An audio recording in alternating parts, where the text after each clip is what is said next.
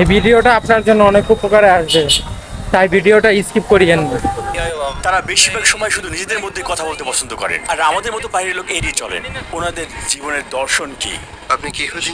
না। আপনি যদি ইহুদি না হন তাহলে ইহুদি জীবনের সৌন্দর্য বোঝা আপনার পক্ষে অসম্ভব। আপনার কোনো স্মার্টফোন রয়েছে? না। কেন?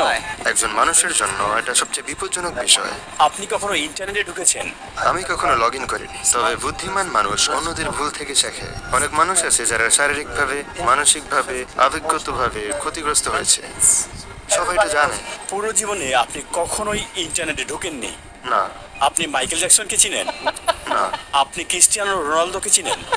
এই সম্প্রদায়ের মানুষ বিশেষ জীবনধারা অনুসরণ করেন, অর্থাৎ তারা কি খাবেন, কি পরবেন, কি দেখবেন এবং কি ব্যবহার করবেন তা হবে ইহুদি ধর্মীয় আইন অনুযায়ী। জানেন তারা কখন ইন্টারনেটের বিপজ্জনক দিকের কথা বলে? হ্যাঁ। ঠিক তখনই যখন আপনি আসছেন। তারা ইন্টারনেটের গন্ধ পায়, তাই বলে ও ক্যামেরা, ইন্টারনেট দূর হ, বুঝলেন? এখানকার অনেকে এমন প্রযুক্তি এড়িয়ে চলেন যা বহির্বিশ্বের সঙ্গে তাদেরকে যুক্ত করতে পারে।